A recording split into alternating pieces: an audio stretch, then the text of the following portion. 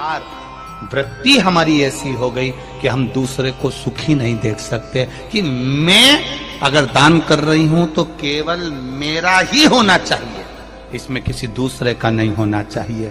पर शिव महापुराण की कथा कहती है, एक चावल का दाना, मात्र एक धान, एक चावल का दाना जब हम शिव मंदिर में समर्पित करते हैं, दान करते हैं, तो जरा विचार करना पुण्य किस किस को मिलता है। एक चावल के दाने का, एक धान का पुण्य किस किस को मिला? पहला पुण्य मिला माता पृथ्वी को, उससे प्रकट हुई। दूसरा पुण्य मिला एक इल्ली को, जिसने इसका स्पर्श कर कर छोड़ दिया।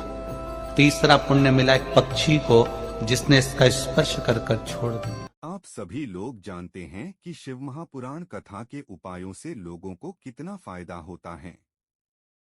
आज हम आपको पंडित प्रदीप मिश्रा जी द्वारा बताया गया एक ऐसे उपाय बताने वाले हैं जो कि पंडित जी ने अपनी भोपाल की महामृत्युंजय शिव महापुराण कथा में बताया था, और इस उपाय किसी भी मनोकामना पूर्ति के लिए कर सकते हैं। पहला उपाय। इस उपाय में सबसे महत्वपूर्ण महामृत्युंजय मंत्र है, जिसके कारण यह उपाय बहुत ही ज्यादा विशेष है। पहला उपाय। इस उपाय की सामग्री। इस उपाय में आपको मात्र 2 चीजों की आवश्यकता होगी, जिसमें से पहली है एक नई कटोरी और दूसरी चीज है एक शमी वृक्ष का पुष्प, मतलब शमी का फूल। इस उपाय की विधि।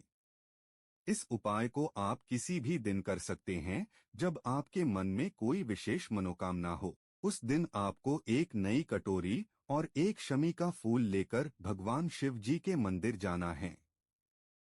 आप जैसे ही भगवान शिव जी के मंदिर में पहुंच जाएं, तो आपको भगवान शिव जी के दर्शन करने के बाद नंदी बाबा के पास में आकर बैठे जाना है। उसके बाद में जो आप एक नई कटोरी लेकर आए हैं, उसमें वह शमी का फूल रख दीजिए। अब आप नंदी बाबा के पास में बैठ जाए और अपना मुख भगवान शिव जी की तरफ कर लीजिए, और अपनी वह कटोरी जिसमें आपने शमी का फूल रख लिया है, वह कटोरी अपने सामने की तरफ रख लीजिए। अब आप अपने हाथ में रुद्राक्ष की माला लेकर जाइए और 108 बार आपको उसी माला के साथ में महामृत्युंजय मंत्र का जाप करना है। जैसे ही आप 108 बार महामृत्युंजय मंत्र की माला के साथ में जाप कर ले, उसके बाद में आप अपने सामने रखी हुई इस कटोरी को उठाकर भगवान शिव जी के पास में पहुंच जाइए, और वहां पर जाकर अपनी उस नई कटोरी में से वह शमी के फूल को उठाकर भगवान शिव जी की शिवलिंग पर चढ़ा दीजिए। शमी के फूल को चढ़ाकर भगवान शिव जी के सामने हाथ जोड़कर अपनी मनोकामना भगवान शिव जी से बोल दीजिए। यहाँ पर यह उपाय पूरा हो जाता है। इस उपाय के नियम। इस उपाय में आपको कुछ बातों का ध्यान रखना जरूरी है। इस उपाय में आपको एक नई कटोरी लेना है, जिसको आपने पहले उपयोग में नहीं लिया हो। इस उपाय में आपको शमी पत्र नहीं लेना है, शमी वृक्ष का फूल लेना है। इस उपाय को आपको सुबह सुबह करना है।